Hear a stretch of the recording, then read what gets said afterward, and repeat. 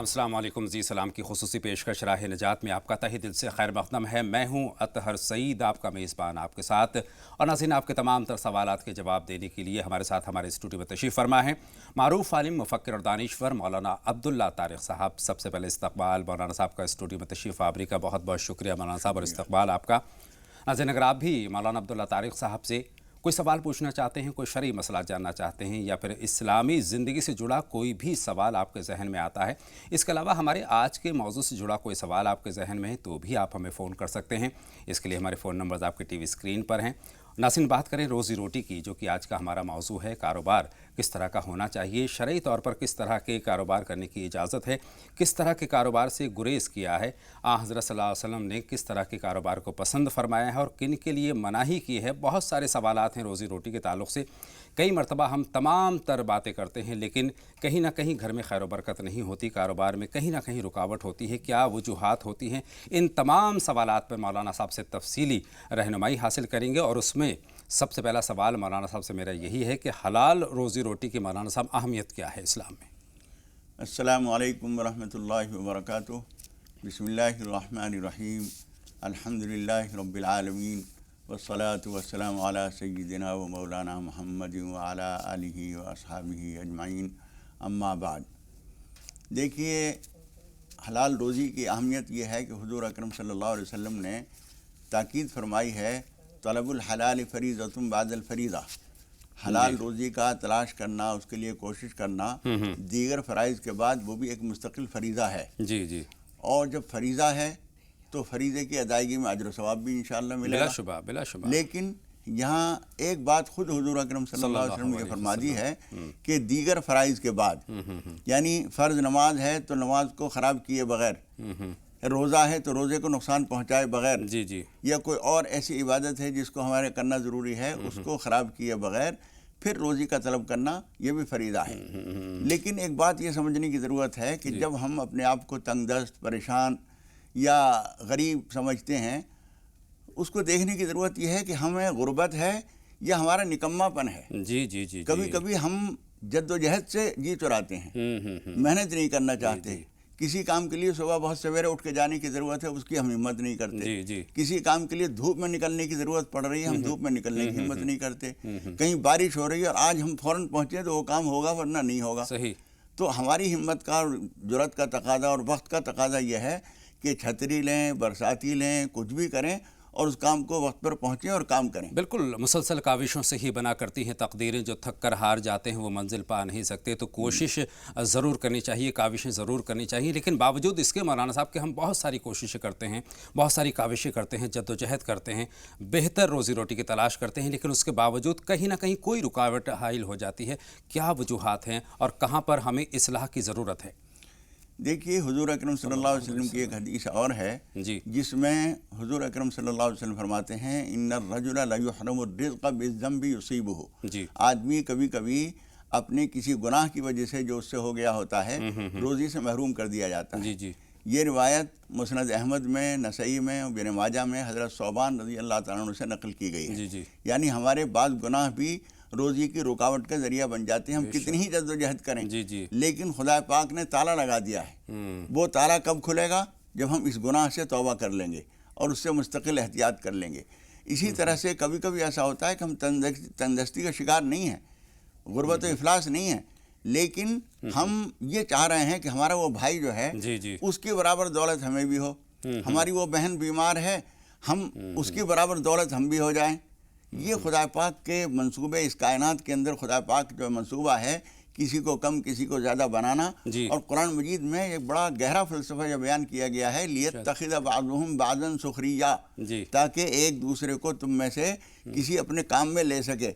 اگر سارے کروڑ پتی ہو جائیں، رکشے والا بھی کوئی نہ رہے، ٹیکسی والا کوئی نہ رہے، تھری ویلر چلانے والا کوئی نہ رہے، تو آپ جب نکلیں گے تو گاڑی بنائیں گے تو گاڑی آنے والا تیار نہیں ہوگا، 3 व्हीलर लेना चाहेंगे, कोई तैयार नहीं, इसलिए कि वो भी अरब पति बैठा हुआ है। सही फरमा रहे मौलाना साहब, तो लेकिन अल्लाह ताला ने ऊंच नीच जो रखी है, ये भी एक ज़रूरी निज़ाम है कुदरत का, एक मसलहत है कुदरत का। इसमें भी एक सवाल और है मौलाना साहब, कई मरतबा हम शिकायत करते हैं, बहुत सारी फ़ोन कॉल्स हमारे पास आती हैं कारोबार के ताल्लुक़ से कि कारोबार में खैर बरकत नहीं होती है, और आप यहाँ से मशवरा देते हैं कि फ़जर की नमाज में ताख़ीर नहीं होनी चाहिए। क्या ताल्लुक़ है फ़जर की नमाज का कारोबार से? किस तरह से एहतमाम करना चाहिए, कब उठना चाहिए, और किस तरह से हमें दुआ करनी चाहिए कारोबार की बेहतरी के लिए? देखिए, हज़रत अब्दुल्लाह बिन अब्बास रज़ी अल्लाह तआला अन्हुमा एक मरतबा फ़जर की नमाज़ पढ़ के जब घर पे आए तो मालूम हुआ कि उनके साहबजादे जो हैं फ़जर की नमाज़ पढ़ के और फ़ौरन आके लेट गए हैं। जी, नमाज़ पढ़ी उन्होंने, लेकिन फ़जर के बाद से लेकर सूरज निकलने तक का जो वक्त होता है अल्लाह ताला के यहाँ रोज़ी तक़सीम होने का होता है। तो उन्होंने कहा कि नमाज़ पढ़ ली, क्योंकि जी हाँ नमाज़ पढ़ ली थी। तो उन्होंने फरमाया कि बेटे तुम्हें ये बात मालूम नहीं है कि अल्लाह ताला रोज़ी जो तक़सीम करता है वो फ़जर के वक्त से लेकर सुबह सादिक से और ख़ास तौर पर फ़जर की नमाज के बाद से सूरज निकलने तक का जो बीच का वक्त है ये रोज़ी का तक़सीम होने का होता है। इस वक्त में अल्लाह का नाम लीजिए, रोज़ी से मुताल्लिक़ जो दुआएं हैं वो पढ़िए, अल्लाह या रहमान या रज़्ज़ाक़ पढ़िए, इन्नल्लाह हुवा रज़्ज़ाक़ु ज़ुल क़ुव्वतिल मतीन पढ़िए, इन्नल्लाह यर्ज़ुक़ु मन यशाअ बग़ैर हिसाब जो 3 पारे में सूरह आल इमरान की आयत है वो पढ़िए, कुछ और पढ़िए, कुछ रहो इस्तिग़फ़ार बैठे हुए करते रहिए। ये वक्त जो खुदा पाक के हैं रोज़ी के तक़सीम होने का होता है, सोने का नहीं होता है। इस वक्त में चिड़ियाँ भी चहचहा रही हैं, परिंदे कुछ न कुछ कर रहे हैं, बोल रहे हैं। आप बड़े पेड़ों पर जहाँ चिड़ियाँ ज़्यादा बैठी रहती हैं वहाँ पहुँच के सुनेंगे तो मुसलसल वो अल्लाह की याद में लगी हुई हैं। हम उसको न समझ सकें, लेकिन कुरान मजीद में अल्लाह ताला ने फरमाया है कि हमने हर एक को उसके तरीक़े की इबादत बता रखी है। सुभान अल्लाह। शायद इसीलिए कहा जाता है कि फ़जर के बाद अल्लाह का फ़ज़ल तलाश करो। मौलाना साहब इसकी भी वजाहत फरमाएं। अल्लाह का फ़ज़ल जो है, एक तो होती है अल्लाह की रहमत, एक होता है अल्लाह का फ़ज़ल।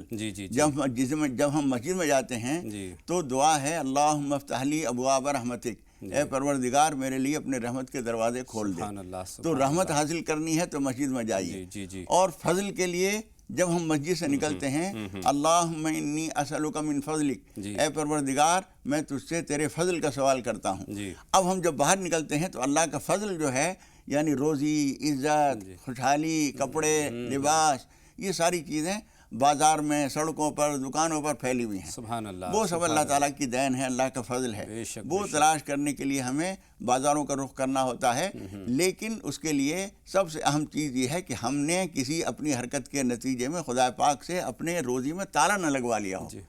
जब अल्लाह ताला की तरफ से ताला लग जाता है तो रोज़ी रोक दी जाती है। फिर हमारी आपकी जद्दोजहद, हज़ार हाथ पाँव मारते रहें हम, जिस तरह से जेल के अंदर बंद आदमी सर में दरवाजे में टक्कर मार मार के और लात मार मार के और घूंसे मार मार के दरवाज़ा नहीं खोल सकता, इसी तरीके से हमारी जद्दोजहद रोज़ी के दरवाजे नहीं खोल सकती जब तक कि हम अल्लाह ताला से खुलवा ना लें उसको। लोग अल्लाह से रो कर गिड़गिड़ा कर दुआएं किया करते हैं, रोज़ी रोटी की बेहतरी के लिए दुआएं करते हैं, लेकिन इक़दामात करने में कहीं ना कहीं सुस्त रफ्तार होते हैं। घर पे आराम से बैठे हैं, अल्लाह से दुआ कर रहे हैं, तो जो काविशें हैं और अल्लाह से दुआ का जो सिलसिला है इसके दरमियान का तवाज़ुन क्या है मौलाना साहब?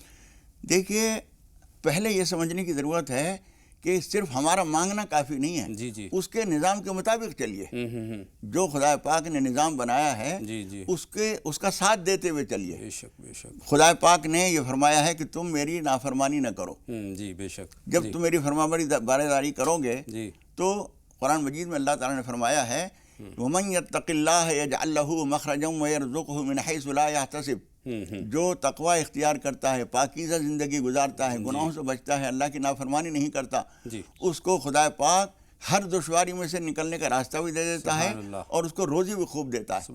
अब ये रास्ता हम इख्तियार नहीं कर रहे, अल्लाह को नाराज़ भी कर रखा है, उसके नाफरमानी कर रहे हैं, उसके तरीक़े के मुताबिक चल नहीं रहे हैं, उसके रसूल के ताबेदारी नहीं कर रहे हैं, और उसके बाद हम ये चाहते हैं कि खुदा पाक हमें रोज़ी दे दे। एक बड़े बुज़ुर्ग गुज़रे हैं सिलसिले चिश्तिया साबरिया के, पंजाब के, वो हज़रत मीरा शाह भीख, उन्होंने बड़ा उम्दा एक दोहा कहा है। वो कहते हैं भीखा भूखा कोई नहीं, रब दी गठरी नाल।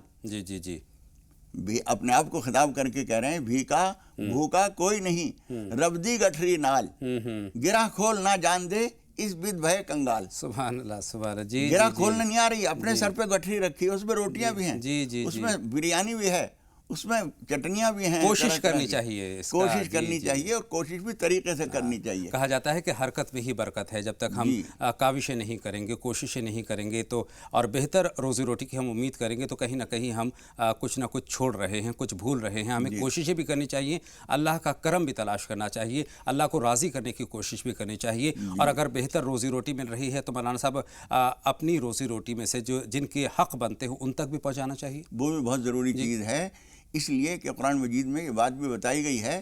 اور میں تو حیران رہتا ہوں کہ قرآن مجید کو ہم پڑھتے ہیں، اسے سمجھنے کی کوشش نہیں کرتے. سمجھ کر پڑھنا چاہیے. سارے مسئلوں کا حل قرآن مجید میں موجود ہے. قرآن مجید میں اللہ تعالیٰ فرما رہا ہے کہ تمہیں جو کچھ ہم دیتے ہیں وہ سارا کا سارا تمہارا نہیں ہوتا. تمہاری محنت سے آیا، تم نے مہینہ بھر محنت کی، اس کی وجہ سے سیلری تمہیں ملی، لیکن وہ ساری تمہاری نہیں ہے. یہ بات جو ہے قرآن مجید بتائے گا اور کسی کے سمجھ میں نہیں آئے گی. جب میرے نام سے ملی ہے، میں نے محنت کی تھی، میں نے حاضری دی ہے 30 دن کی، تو یہ جو سیلری ملی ہے میری ہے. اللہ تعالیٰ فرماتا ہے نہیں، تمہاری نہیں ہے. وَفِي أَمْوَالِهِمْ حَقٌّ لِلسَّائِلِ وَالْمَحْرُومِ، ان کے مالوں میں حق ہے مانگنے والوں کا بھی، اور چاہے لوگ مانگ نہ رہے ہوں لیکن وہ محروم ہیں، ضرورت مند ہیں، ان کا بھی حصہ ہے. اور ایک آیت میں یہ بھی فرمایا گیا ہے وَفِي أَمْوَالِهِمْ حَقٌّ مَعْلُومٌ لِلسَّائِلِ وَالْمَحْرُومِ، ان کے مالوں میں مانگنے والوں کا اور محتاج لوگوں کا مقررہ حصہ ہے. مقررہ حصہ کیا؟ ہر 100 روپے میں 2.5 روپے اگر تمہارے پاس اوپر زکوٰۃ فرض ہے تو 2.5 روپیہ تمہارا ہے ہی نہیں، وہ کسی غریب آدمی کا ہے، اور وہ ڈھونڈ کے پہنچانا تمہاری ذمہ داری ہے. اس کی ذمہ داری نہیں ہے کہ وہ آ کے اپنے 2.5% مانگنے آئے، تمہاری ذمہ داری ہے اسے پہنچاؤ. اسی طریقے سے صدقہ فطر کی شکل میں جو نکالنا ہوتا ہے وہ بھی ہماری ذمہ داری ہے. ہم حساب لگائیں اور کتنے آدمی ہیں اور کتنا صدقہ فطر بن رہا ہے ہم ان کو پہنچائیں.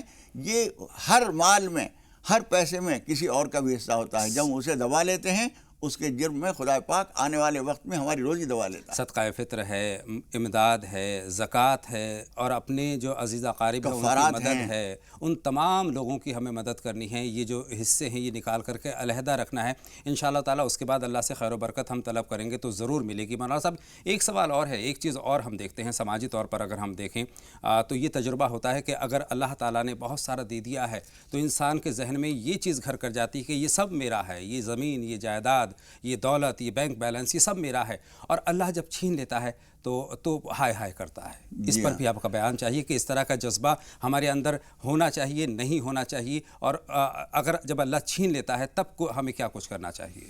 دیکھیے جب وہ چھین لیتا ہے تو قرآن مجید کی ایک آیت میں یہ فرمایا گیا ہے کہ تمہیں جو کچھ بھی مصیبت اور پریشانی آتی ہے، ما اصابکم من مصیبت فبما کسبت ایدیکم، تمہیں جو کچھ بھی مصیبت اور پریشانی آ رہی ہے تمہارے اپنے ہاتھوں کے کرتوت ہیں. اس لیے جب بھی کوئی مصیبت آئے فوراً آدمی اپنے آپ کو ٹٹولے، مجھ سے کیا غلطی ہو رہی ہے، کیا ایسی کوتاہی ہوئی ہے.